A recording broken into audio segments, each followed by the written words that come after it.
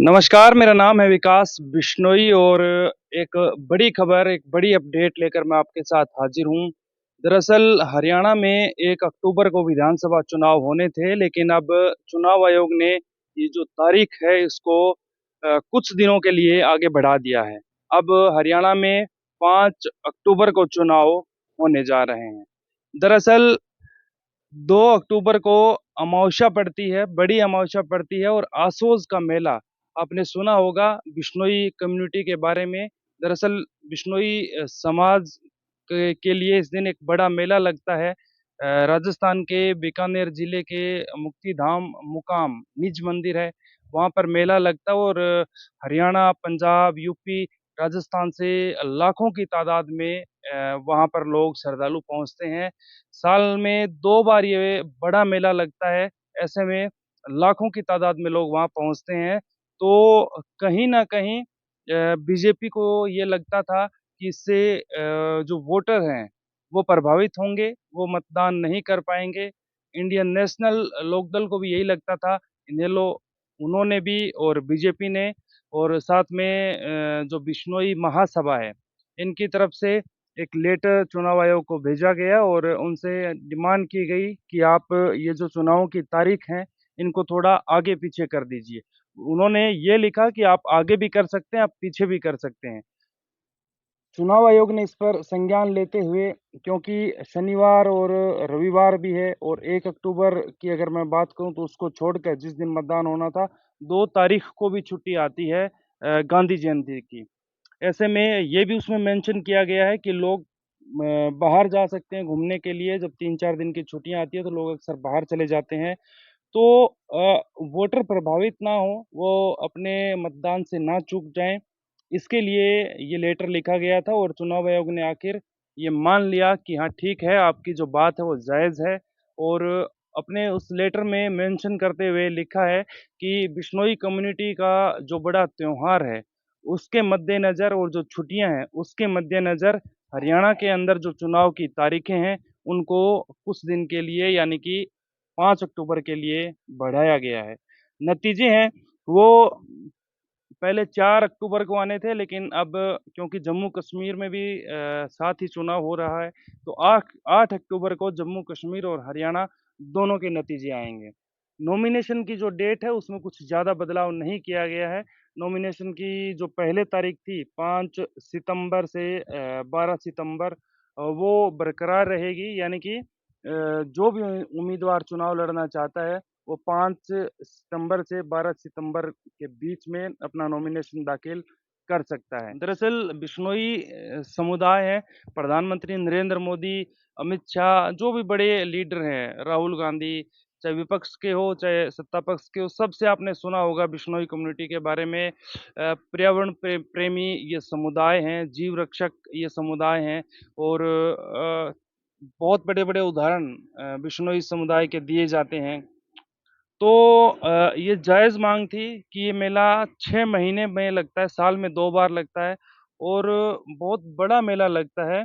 तो लाखों की संख्या में क्योंकि हरियाणा की मैं बात करूँ तो सिरसा, हिसार और फ़तेहाबाद ये 3 ऐसे बड़े ज़िले हैं, जहाँ पर बिश्नोई जो वोटर्स हैं, उनकी तादाद बहुत ज़्यादा है और जब ये मेला लगता है, तो लाखों की संख्या में लोग राजस्थान जाते हैं, 3-4 दिन का वक़्त लगता है ऐसे में अगर 1 तारीख को ये वोटिंग होती, तो लोग चूक जाते अपनी वोट अपना नहीं डाल पाते। ऐसे में चुनाव आयोग ने इस पर संज्ञान लिया है और इस तारीख को बढ़ा दिया गया है।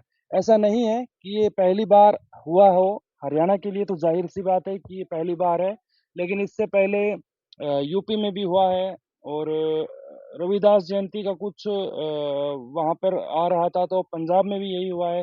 मणिपुर के अंदर भी ऐसा पहले हो चुका है।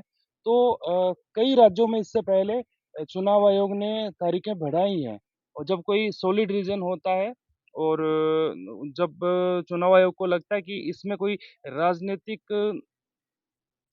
सिस्टम नहीं है, यानी कि राजनीति से प्रभावित कोई डिमांड नहीं है, तो फिर चुनाव आयोग उस पर फैसला लेती है और ये फैसला फिलहाल बीजेपी और इनेलो के पक्ष में ज़रूर आया है। अब इसी को लेकर, इसी फैसले को लेकर जब इन्होंने तारीख बढ़ाने की माँग की थी, तो मैं आपको बता दूँ आम आदमी पार्टी, जननायक जनता पार्टी जो दुष्यंत चौटाला की है और कांग्रेस, इन्होंने ऑब्जेक्शन उठाया था। इन्होंने कहा था कि बीजेपी चुनाव से डर रही है और इसके लिए नए-नए बहाने लगा रही है, इसलिए चुनाव की तारीखें बढ़ाने की माँग की है। लेकिन शायद कांग्रेस जेजेपी और आम आदमी पार्टी वाले ये नहीं समझते कि ये जो माँग थी, ये जो पत्र है, ये जो लेटर है, ये बिश्नोई महासभा के माध्यम से लिखा गया था। उनका हवाला दिया गया था, ना कि बीजेपी ने कोई और चीज़ का हवाला दिया था और बिश्नोई महासभा की तरफ से भी ये लेटर चुनाव आयोग को स्पेशल लिखा गया था। यानी कि जो माँग थी वो जायज़ माँग थी, ये किसी राजनीति से प्रभावित माँग नहीं थी बिश्नोई समाज की।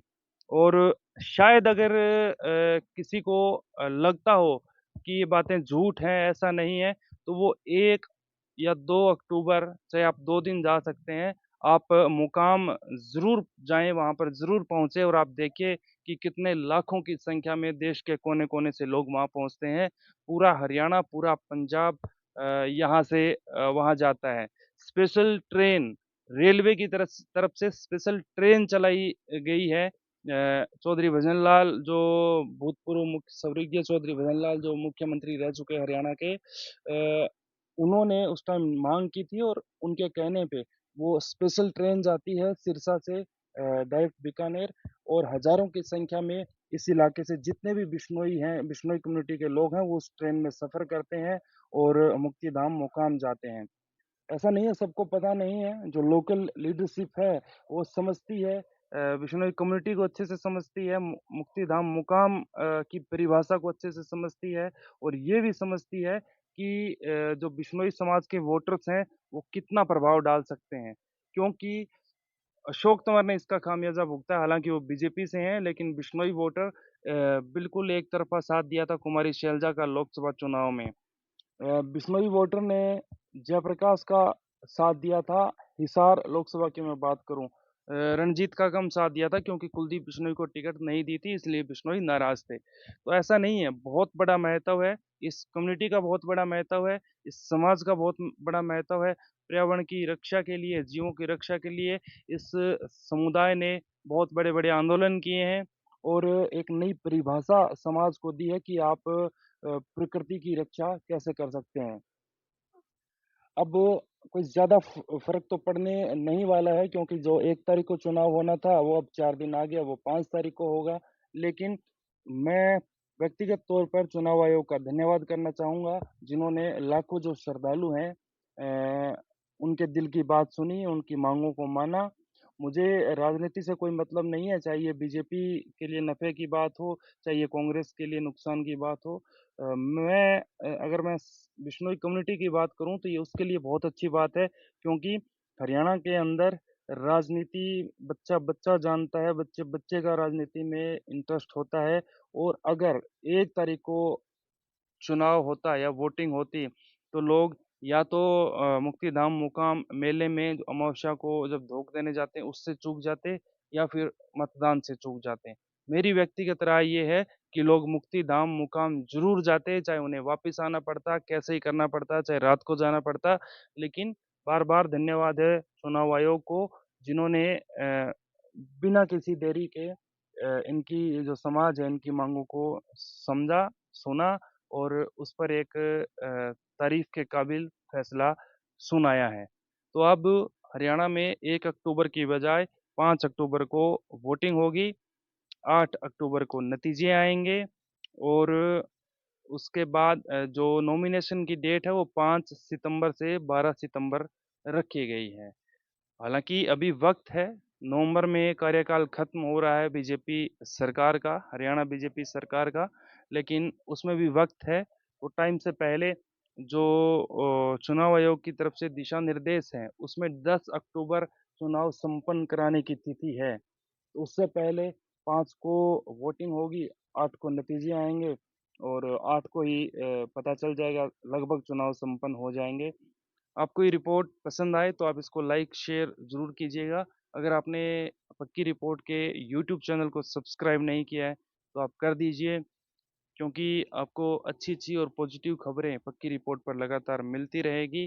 और फ़ेसबुक पेज भी हमारा पक्की रिपोर्ट के नाम से है, तो वहाँ पर भी आप फ़ॉलो करके हमारा सहयोग कर सकते हैं, क्योंकि जितने ज़्यादा फ़ॉलोवर और सब्सक्राइबर होंगे, हमारी बात उतने ज़्यादा लोगों तक पहुँचेगी और हमें भी थोड़ा-सा कॉन्फिडेंस आएगा, जिससे हम और ज़्यादा कड़ी मेहनत करके आप लोगों तक अच्छी-अच्छी बिल्कुल सटीक और सच्ची खबरें पहुँचाते रहेंगे और राजनीति से जुड़े बिल्कुल सटीक विश्लेषण भी आपको बताते रहेंगे। मेरा नाम है विकास बिश्नोई और कैमरे के पीछे मेरे साथी गोपाल। इस खास रिपोर्ट में इतना ही। आप लगातार बने रहिए पक्की रिपोर्ट के साथ। नमस्कार।